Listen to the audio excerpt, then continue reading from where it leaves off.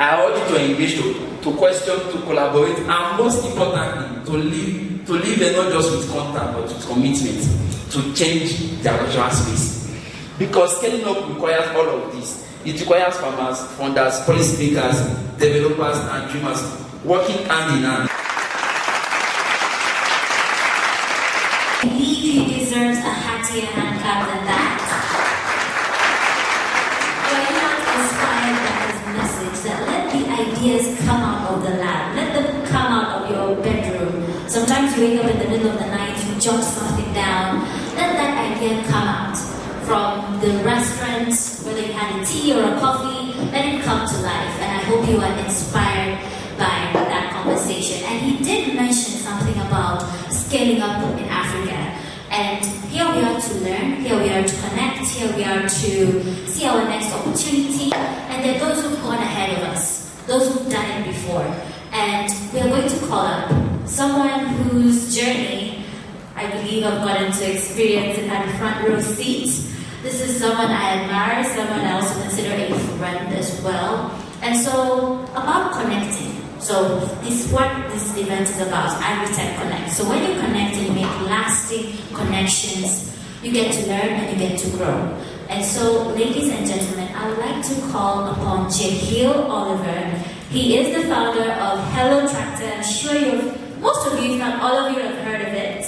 And he will be taking us through the session on lessons from scaling in Africa. He started in Nigeria and Kenya, he's in Rwanda, he's in other countries. So I do not want to give a spoiler alert to his presentation.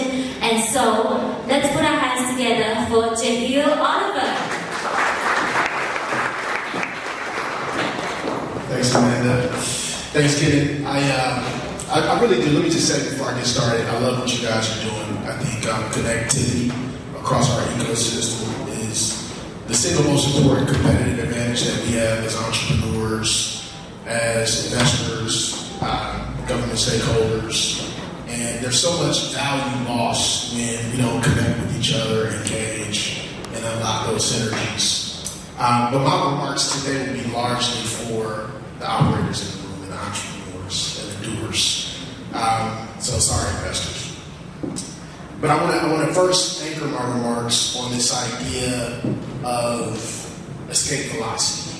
As an entrepreneur, we're trying, banging our head up against the wall, constantly trying to figure out how to overcome all these overwhelming challenges. In agriculture, we have climate risk, we have FX risk. Last year we saw the shilling bounce around like a flea on a puppy.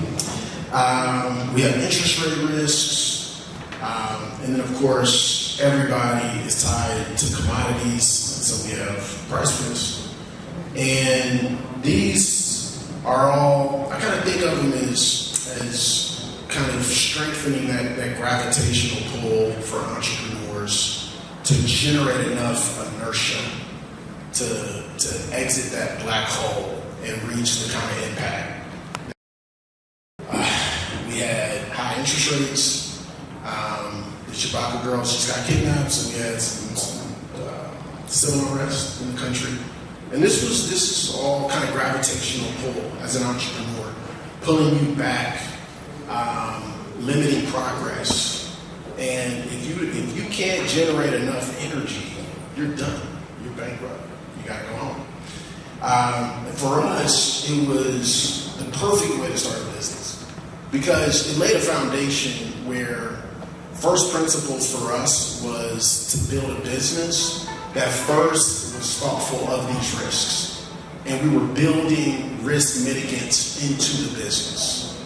And that first, for us was building out a strong technology stack and making sure that we're building for a customer and not building for ideas imposed on us.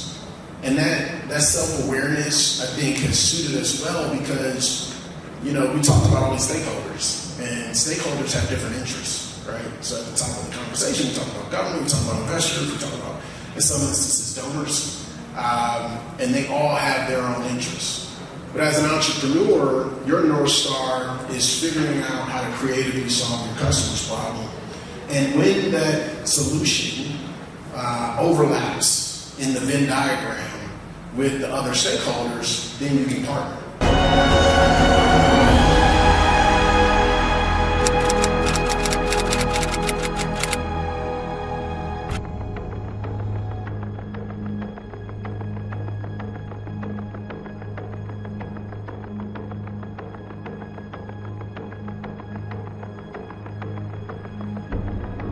Can you guys welcome them to the stage?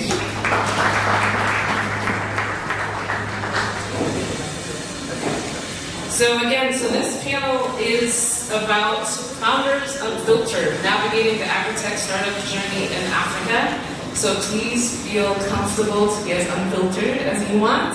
Let's be honest with this audience. And we are going to leave plenty of time for questions from the audience, so get your questions ready, and don't be shy, please.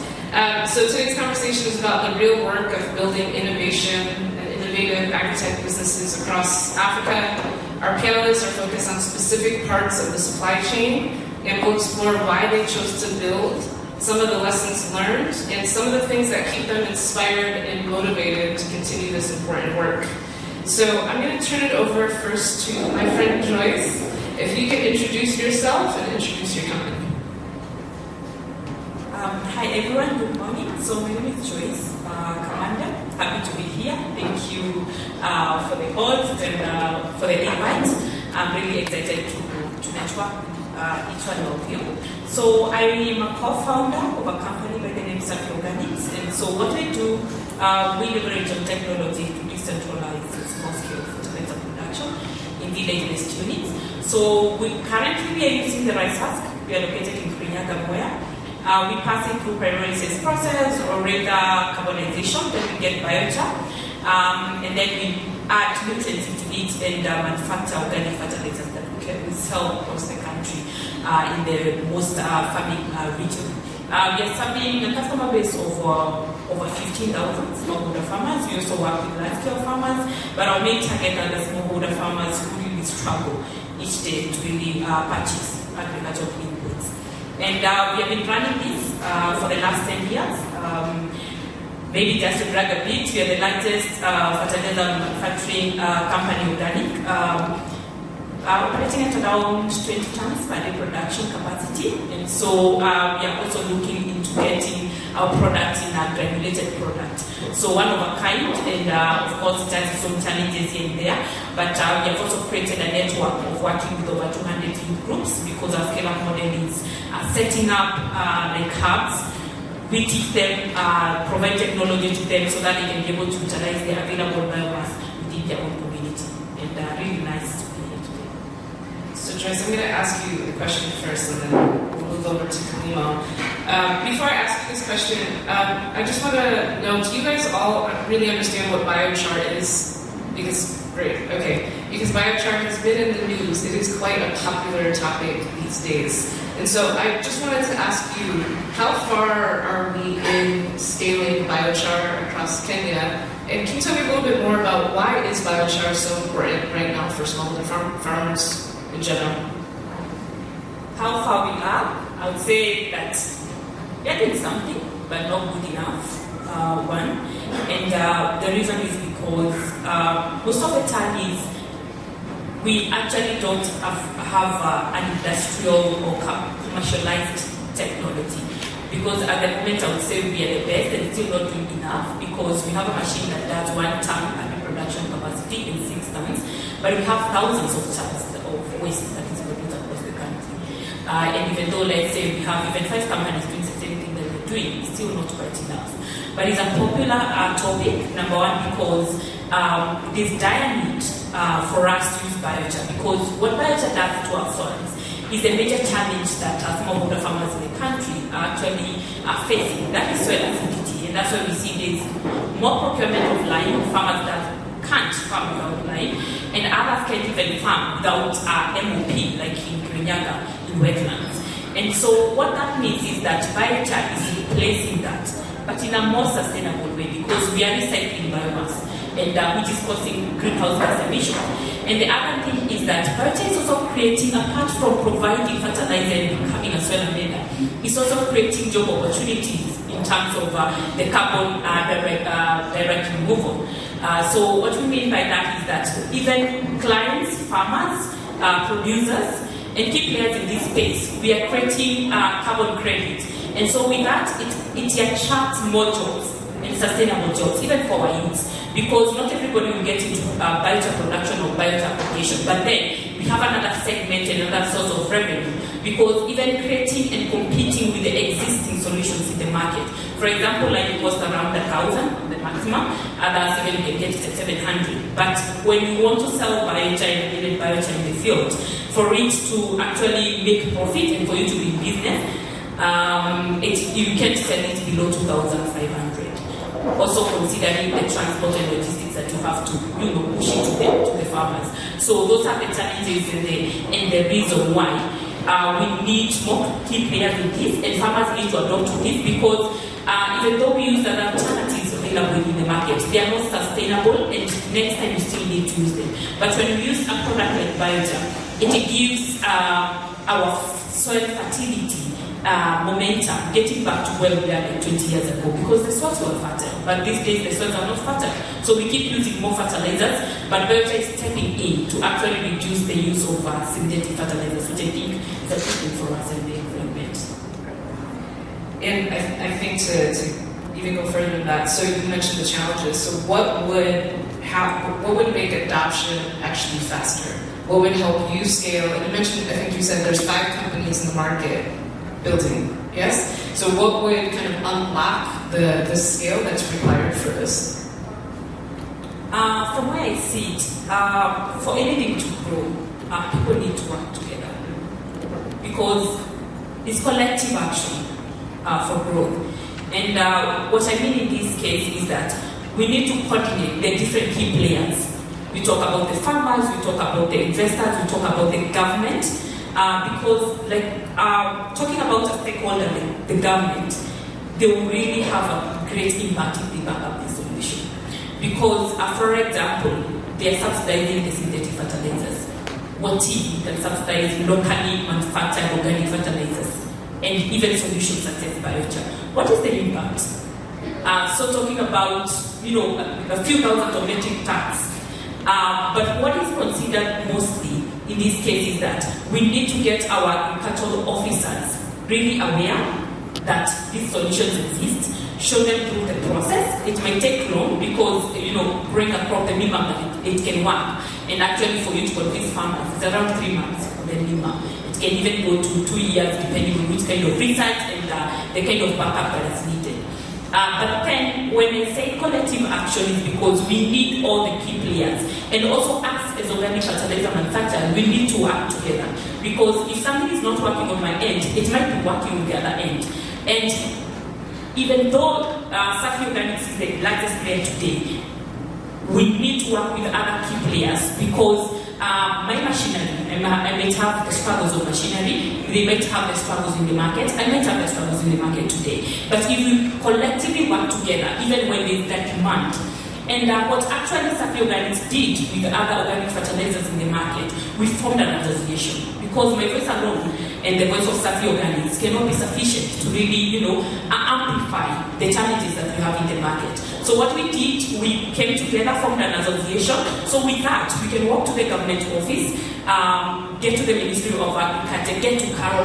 They have supported us to carry out those trials. We have mapped out and seen that, even though the government they say, let's not use synthetic fertilizers, we don't have the capacity at the moment in what we're operating today to actually even, supply the fertilizer that is needed in the country. So that is accumulatively, collectively working together, pulling all the stakeholders together, and letting people know this is the problem that we have. These are the available solutions that we have in the market.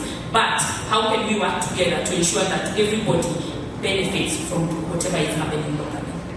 And I think that's a great point. Sometimes there might be a little bit too much focus on who's like competition, we can't work together, but what you're really talking about is collaboration. Is really going to unlock scale, pathways to really be able to build up this part of the industry and supply chain, which I think we should talk about much more. So I'm going to move now to my new friend, Frederick, who is representing Dr. Boniface Akuku from Kalimo Hakika Limited. So can you tell us a little bit more about yourself and your business, and then we'll jump into our first question. Thank you. So, good morning, everyone. Good morning. I'm Frederick Acha. I'm the programs manager at Kalimo Hakika. I am an economist by training, but very passionate about Agritech.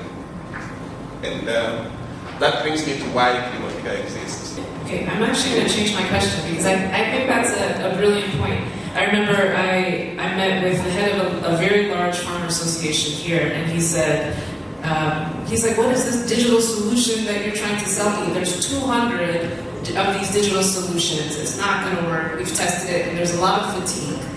So how do you manage the balance between innovation and fatigue with the customer base? Because innovation, in its nature, oftentimes does fail. So when you mentioned that you're there to protect both the innovator and the farmers, which I think is fantastic, you're bringing this bridge. How do you do that? How do you communicate that, listen, this is a test, this is a pilot, or this is a new technology, so it may fail? Thank you. So what we do is, actually what is lacking mainly, because of their pressure, I love that, because of the pressure of the investors, everyone wants to report impact. And so you, in most cases, and I'm sorry to the innovators who are here, in most cases you want to push your innovation to the farmers and you want to ascribe their successes to your innovation. One big problem with attribution. And so what we do is we want to see that whatever is listed as impact from your innovation is impact from your innovation. That all things get constant, then your innovation produces that impact that you report. And what we do in that way, so we provide a space, literally a physical and a staff space, where if it's a product innovation, say for example, seed, like now we're working with Yara, we're working with Syngenta, we're working with Regen Organics on seed varieties, we're working on fertilizer variations, we're working on different products. And we're giving them extensive space where it's physical land with infrastructural amenities, water, drip irrigation system, or an agronomist at the farm to test those things at scale. Invite farmers to come and see, question, touch, feel, and then have feedback, incorporate those feedbacks into their innovation, and then we co-create go-to-market strategy. So that when they go out, they are closer to sure that this thing interests the farmer that we're going to address. And that's on products, but we also do the same on technologies where we work on innovations. I have several colleagues here, computer scientists, data scientists, they do modeling and all that. But they question the practicality of these tools, where they question the user interface, the user experience. They rigorously put that to test, so that before it comes to you as a farmer, you don't have to download 15 applications for potato, because one talks about seed, the other one talks about fertilizer, the other one is about weeding, the other one is about export, the other one is about harvesting. You don't need that. Actually, nearly almost everyone you probably has WhatsApp. Is it so? It's so difficult. As she's saying that they can partner with competitors in the spirit of competition. What is so difficult in embedding your solution on WhatsApp as a champion? So these are things that we're exploring. Excellent, thank you. Okay, Joyce, to you. So I'm going to open it up in about 5 minutes, so I hope you're getting your questions ready. Joyce, what's an important lesson? Actually, let me ask you a quick question. How long have you been an entrepreneur? How many years? 10 years. 10 years. So a lot of lessons learned. Okay, amazing. So because we're so open and this is a safe space, can you tell us what's an important lesson that you've learned along your path, and how did you move beyond it and through it? I really need to be honest, is that inside to be an entrepreneur or coincidentally you find yourself as an entrepreneur, or that's the path that you choose that you want to walk. But choose something that you're passionate about. Because from the social media, from everywhere, it looks like it's glitter and glamour, but that's not the true story. Sometimes you just feel like you want to give up, but what keeps you going is that you are really passionate and you really need to think your why. Why did you start doing that? Why did you choose that specific kind of entrepreneurship journey that you want to explore? Because there are days, there are weeks, there are months, you might find yourself when you don't have money to pay your own employees. But then you feel like quitting, but when you get back to the why you started, and if you're really passionate about that, I think that's what has kept me grounded, even when there are days, just if you're scenario in 2017, there was a drought in Kenya. And so me and my co-founders, we are like, yeah, I think we need just to close down, because there were no cash flow coming in, we had employees, we were like, what's next? Because that specific month in June, we had actually sold, I think, 30 bags. It would barely not pay anyone. But then we brainstormed, and because you're told when you're in a problem, that's when our ideas and try to find out new routes. We actually discovered there's a certain specific region that we were still doing farming because they relied on them, and that's how actually we bounced back. But to be really honest, if we were not really committed to what we were doing and we are not really passionate about it, and we do not find the right people who actually hold our hands, I don't think we would be where we are today. Because there are those things that you feel like you don't want to do. But the reason why you started and you're really passionate about it is what has kept us going. And additionally, find the right people who believe in you, who believe in your vision, because those right people, they are not only providing, even investors, find an investor who is not only providing money, but an investor who is also providing other resources. For example, network, mentioning your names in places where you are not there, even connecting you to clients, because it's not all about providing you with money, it's all about the support that they give you after. And even when the investment period is over, what can you rely on? Because I think in this case, you really need a true friend and a partner to walk out in the journey of entrepreneurship. Thank you, Joyce. Frederick, what's an innovation? Since you've worked with so many innovations, so much technology, what's an innovation that you think is really working out in the market, outside of your own company? How and why does it inspire and motivate you?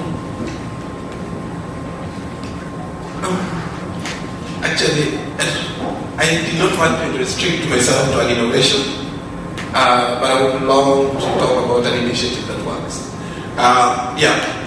Of course, there are several innovations that work, depending, and actually it's so diverse that, as I point out, an innovation, it would be quite biased, but as a marketer, we are quite agnostic. So, technically, one is without making him feel good, cannot turn out. Yes. But I would want to talk heavily on an initiative in the agriculture sector that works. And I am particularly really happy about what's going on now around the initiative. That is the collaboration initiative, where funders, agtech innovators, and other stakeholders, including governments, have realized that no one can work in a silo and succeed. As a private sector practitioner who is targeting the farm, perfect. But you need digital public infrastructure. There are things you cannot. You develop an app. You want to take it to a highly populated vehicle.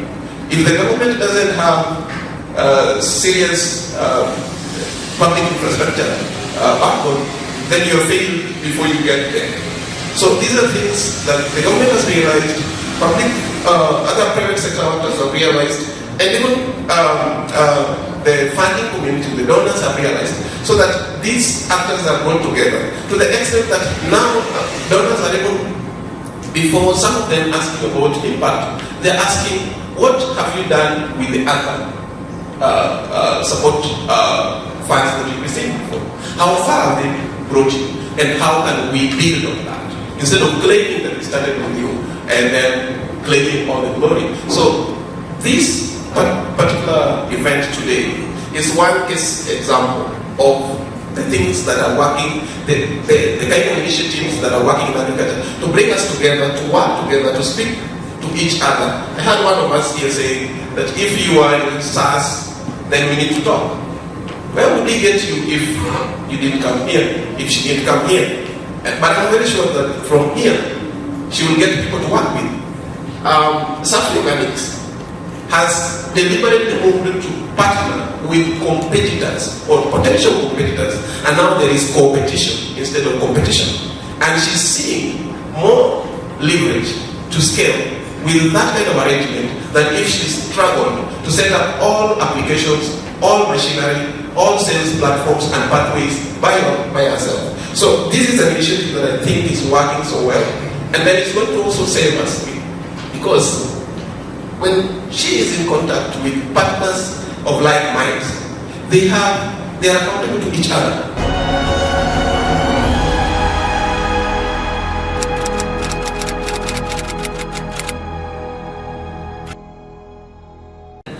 Yeah, so my name is Juan.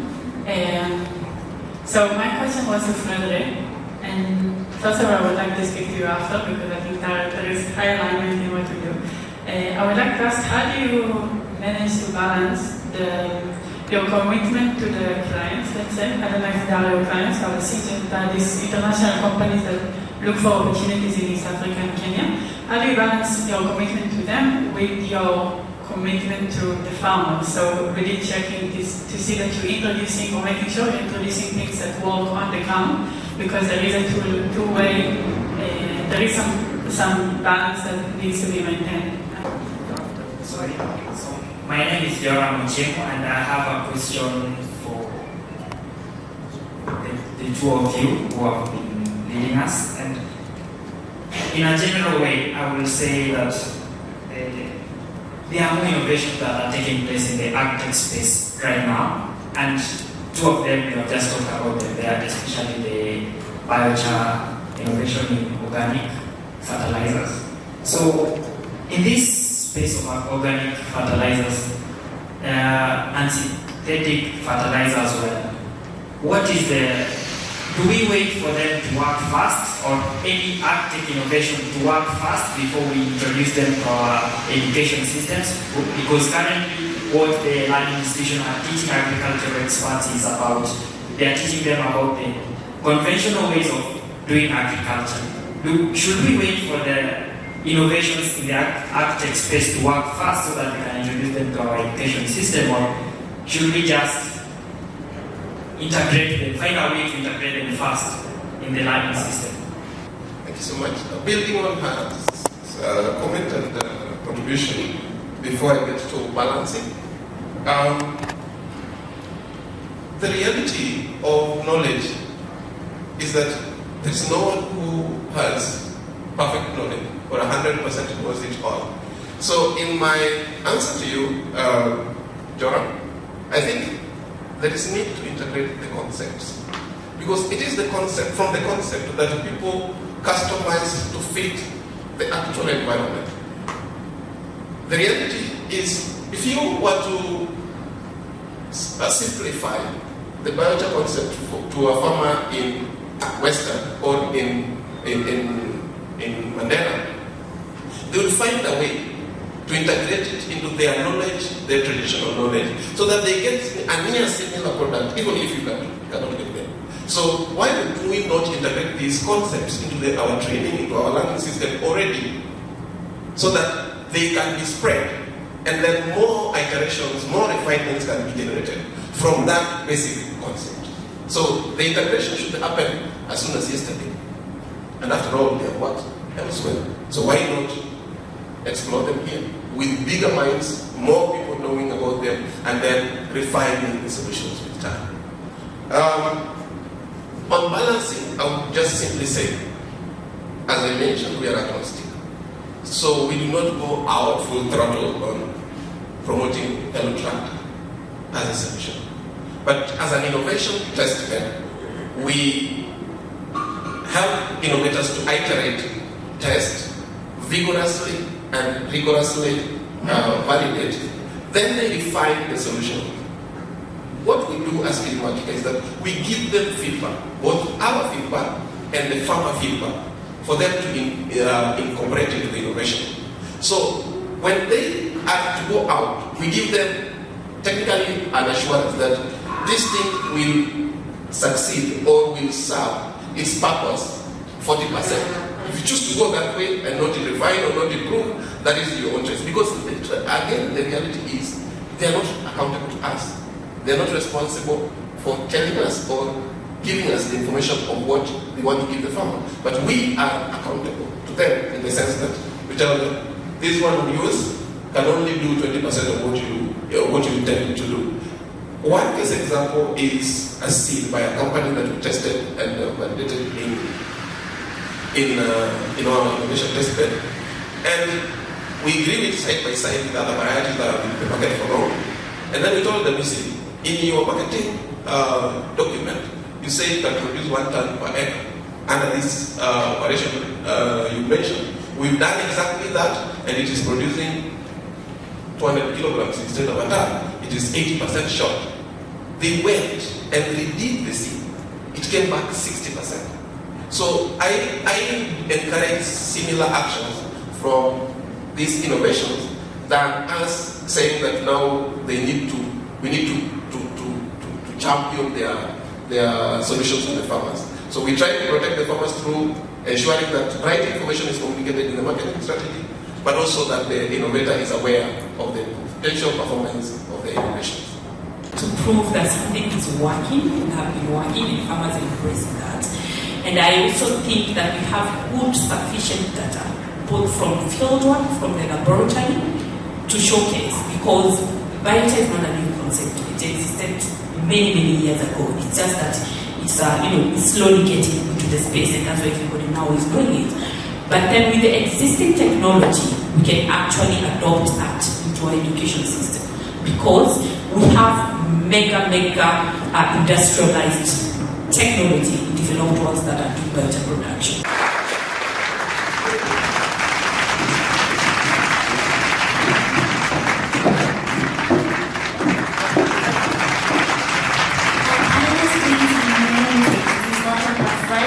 And so before I call somebody else to join in on the picture, there's a key clue that I gave in Martha's introduction.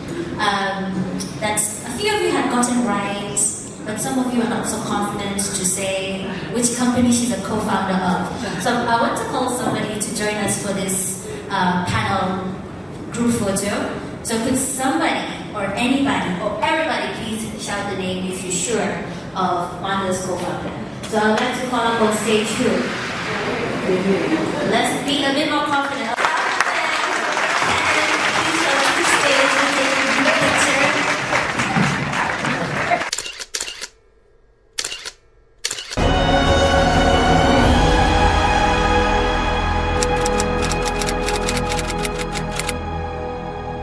But just for everyone, our session is around unlocking funding opportunities for Agritech funders, which is many of you in the room. So to start with, I'd like to hear from our panel. If you just introduce yourself, tell us a bit about the work you do. And I know many of you invest in a diversity of sectors, but tell us of the kind of Agritech investments you've done or investments you've done in the ag sector. Let's start from Adelaide. Good afternoon, everyone. Good afternoon, everyone. My name is Adelaide Joki. I'm an investment associate in the VC space. We invest across different sectors, fintech, agritech, and health tech. I think some of the deals that we've looked at, we find that especially in agriculture, it's mostly tech-enabled businesses that we tend to invest in. I think a more recent one that you might have seen online is Bunapay. They provide financing to farmers through cooperative, basically reducing the time between which farmers actually get the products to the cooperative until they get paid. And that's what we do. Thank you, Anthony. Hi, everyone. I know the atmosphere is so low, but everyone will enjoy the session, but my name is Lucia Wambua. I am a senior investment associate at True Value. It's a Dutch-based investment manager. We are focusing in investing in agribusiness, purely agribusiness. So across the value chain from production up until market linkages. We do invest from 100k euros to 500k, but there's a very small caveat. You need to have revenue of 100k for us to give you that money. So it's unfortunate.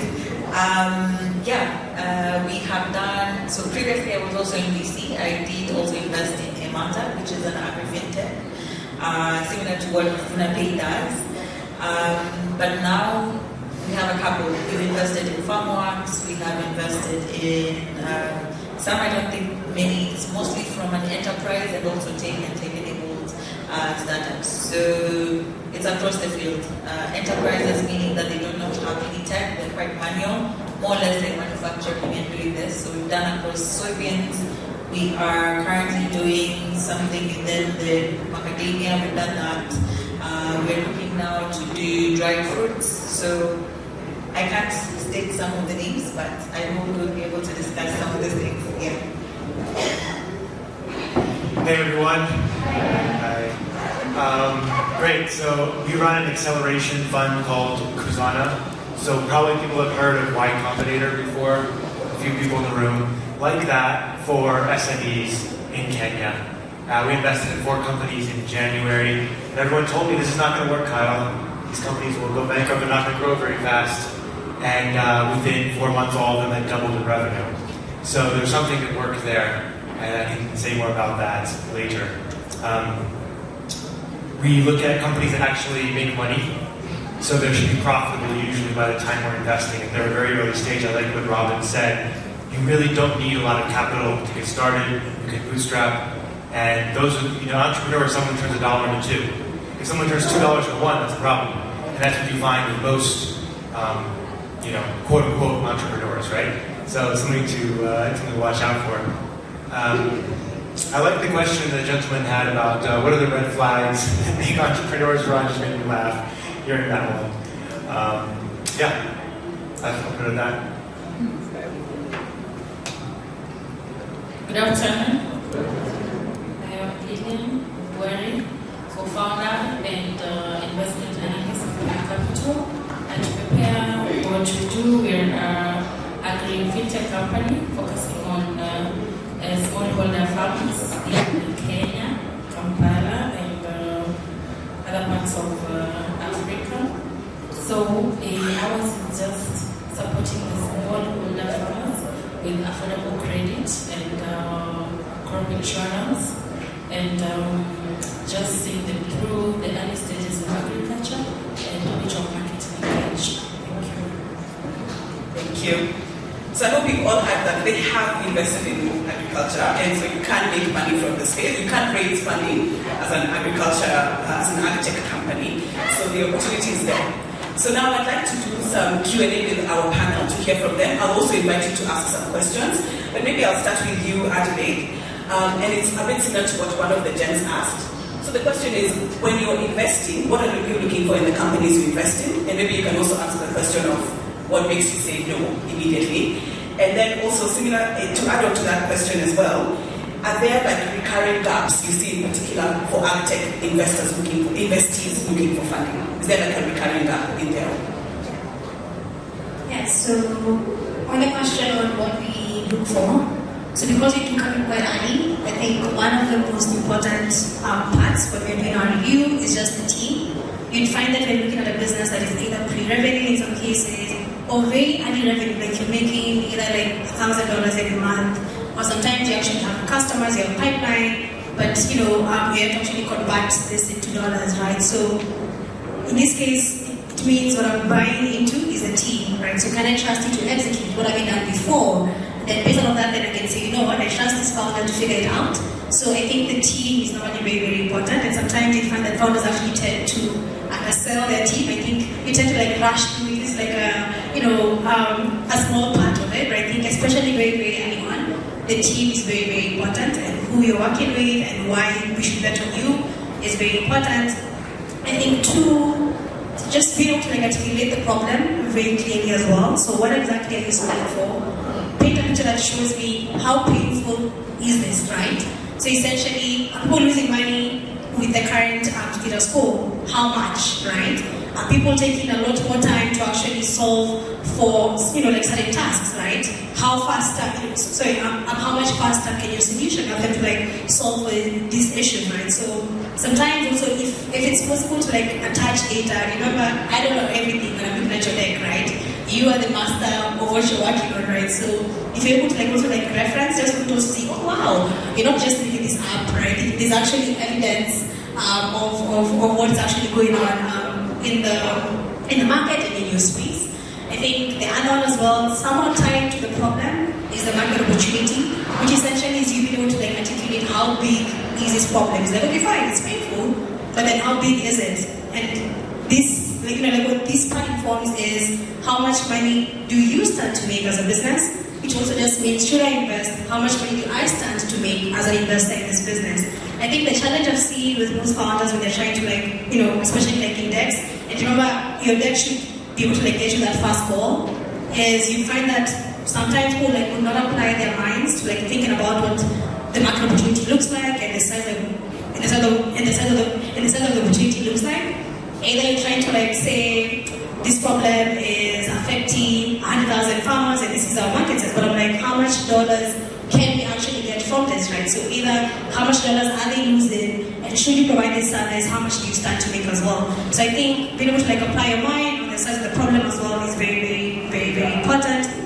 I think the other one is just structure. This is for like more advanced businesses. This is where you actually get to brag on what you've been able to do. So I'm also an entrepreneur on the side, and I do know that sweat you go through to actually convert that first person that says, yes, here's my money, let me use your service. So I think to actually, show progress, show growth, tell a story using your numbers is very, very important.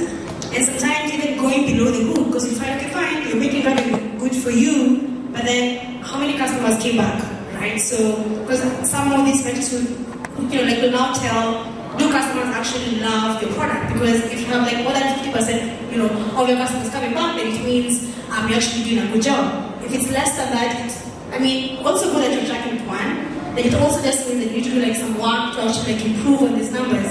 Try and understand why our customers are coming back, right? Are customers referring other customers? What does that referral rate look like? This tells me that you don't need to like spend so much on marketing because these guys actually like it. I'm like, you know what? I'll tell my cousin, I'll tell my neighbor who's also a farmer. So I think some metrics that go over and above the revenue are also very, very important, and we all need to track it as well. I think overall that's what we look for, and I think I also just try to highlight some mistakes that people tend to do. I think some gaps that I've seen, that maybe don't tie to on the founder side. I think just systemic gaps that I've seen is, I think IPT, Agritech founders, I feel sorry for you sometimes because I do think it's almost as if how things have been structured, it's almost as if it's been set up for you to not win. With how most investors have been actually set up at the moment, right? So, for example, with VC, we want fast returns. We want our money back in 7 years. We want 10x. We want 30x, 33x. But with agriculture, you start thinking the problem is X. You go into the market, you realize actually the problem is Z, and you have to like go through Y to get to Z as well. So you spend when you spend so much time, you spend so much dollars. So, especially if you look at, like in the context of VC, I think there is some misalignment there. So, what I'd say is, especially very, very early on, if you're able to get very patient capital or more patient capital, that would be great. I think some changes we're seeing, I think we're just thinking about this today, where we are seeing newer capital that's slightly different. Like we're seeing a lot more debt funds coming up as well. So I think we also do need, as investors, I think some innovation needs to happen as well on our end to see how do we sustainably culture, how do we invest in farmers, more sustainably. Thanks. Thanks so much, Madeleine. I think there's so much useful information there. The first thing that she said, and we've had this word a lot, is the word trust. So it's important that you're actually selling yourself and your team. So you need to remember that when you're going for this pitch meetings. I think that's really important. And And another thing that has come up very often is this idea of needing patient capital, especially for the ag sector. So maybe that's a discussion we can have another day, but it's realizing what is different about this Agritech sector in particular that might need a different form of funding. So thanks so much, Adelaide. Lucy, I'll come back to you. I want to jump to Kyle, who's the co-founder of Kuzana VC Fund. Kyle, I want to ask you a few hard questions. So the first one is, I was looking at your LinkedIn, and you said that you don't necessarily invest in the Agritech sector. What you invest is in ag processing, among other sectors, of course. And I just want to understand why agro processing and not Agritech in particular. Yeah, good question. So Agritech is really tough. Agriculture is really tough. Tech is really tough in Kenya. So it comes from personal experience. So I had a biogas business before. That was my first company when I came here in 2011. And so we installed these reactors for farmers, and then we charged them, and then we came with some leasing structure because it was hard for them to afford it. It was 100,000 shillings or so. And we never made a profit in that business in 5 years. Then I started a Thai restaurant. And that Thai restaurant we bought from farmers, and we sold to rich Nairobians and rich foreigners. And that one was profitable in the first month. So 5 years, I never made a profit. The other business, we made lots of revenue and profit. And the next one, immediately we made a profit. And so I realized, if you sell people with no money, they cannot pay you. If you sell thanks, that was a good reaction. If you sell people with money, they do have, squeezing water out of a rock is just going to frustrate you and frustrate the rock. And so when we're looking to invest, we generally avoid inputs businesses because the farmers you're trying to sell to generally don't have the money to spend. You can give them a loan, yes, they gotta get the money from somewhere eventually. Tech is a tough business because the market size of Kenya, the GDP, is half the size of San Antonio, Texas. So you might not know what San Antonio, Texas is, and that's exactly the point. It's kind of a tier 2 city in the US. If you go to a VC in Silicon Valley and say, hey, we're going to market our app, they're like, great, where are you going to sell it? We're going to do it to just the south side of San Antonio. They'll laugh at you. That's the size of the market in Kenya. And the thing that makes it more challenging is the best opportunities are already taken. The Facebook of Kenya is Facebook, the Netflix of Kenya is Netflix, the QuickBooks of Kenya is QuickBooks. For capital, this is we're talking about unlocking the underserved market segment. When that's farming, the people who really farm mostly are women, and there is systemic biases when it comes to access to finance for women, because you find that when you need a sort of capital, you need collateral, you need a title deed, you need a law. Who wants the title deed? The men. Who are the ones farming? The women. So up to that point, access to finance becomes a challenge to those women who are actually farming. And that's where we come in as prepare capital. We use alternative data to score the women and lend them based on that. And that is probably the current stock they have, the acreage they're farming, and stuff like that. So we make finance accessible to all these farmers. So in inclusivity, we get to experience strengthening of the enterprise resilience, and once the farmers are able to have access to finance, which is probably agro input and machinery, they're able to afford the whole process, from farm to fork, soil to shelf, something like that.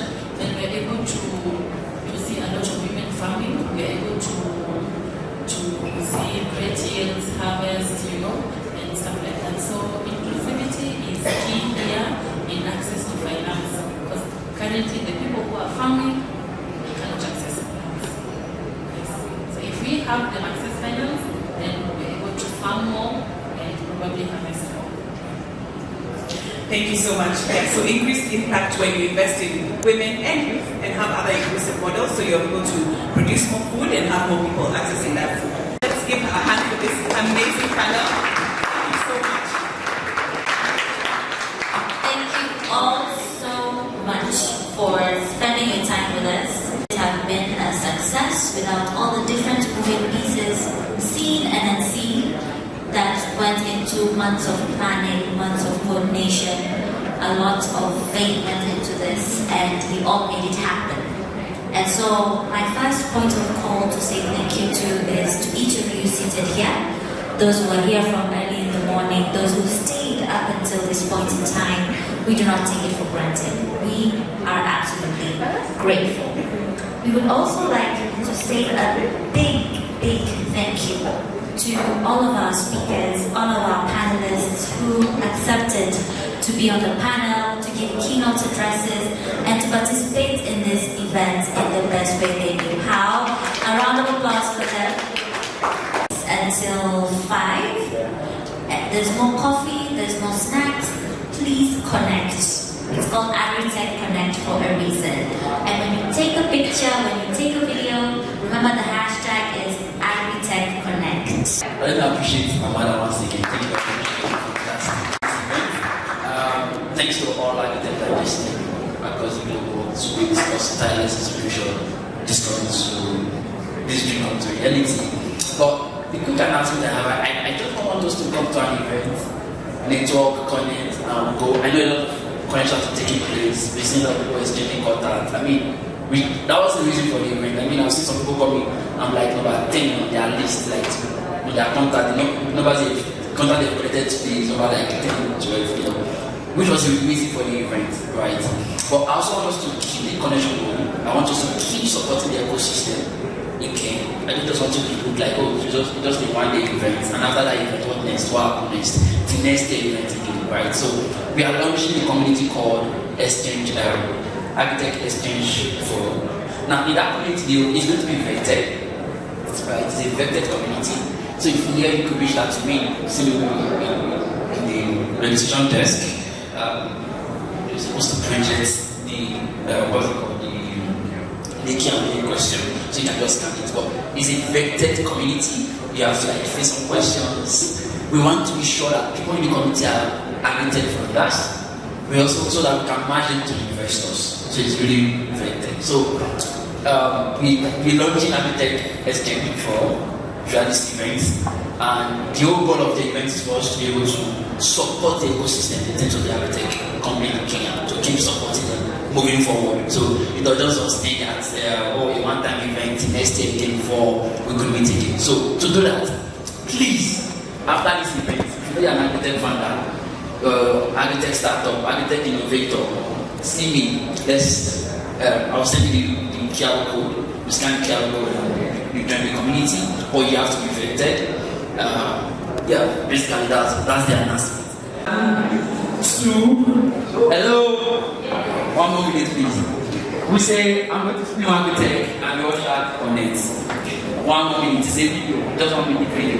And then, what we do with the camera, what we just video everybody, try as much as possible to capture everybody. And I shot like 2 times, 3 times, then we'll just capture us. So, I will go. 1, 2, 3. Agritech. Agritech. Agritech. Thank you very much. See you next year. So that is more central. Is our DJ in?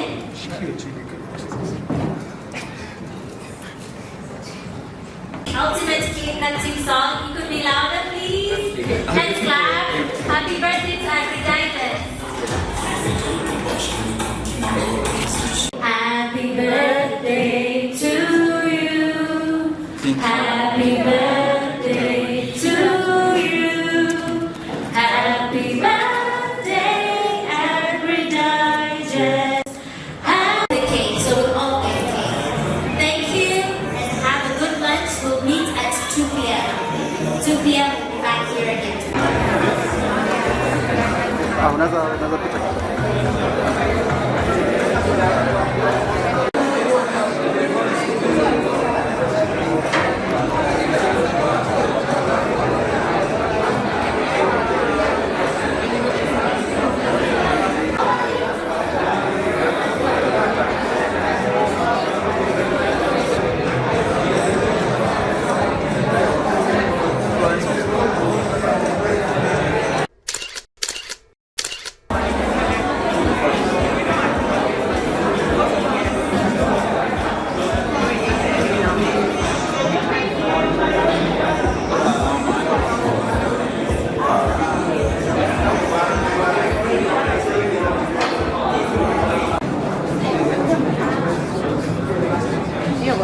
All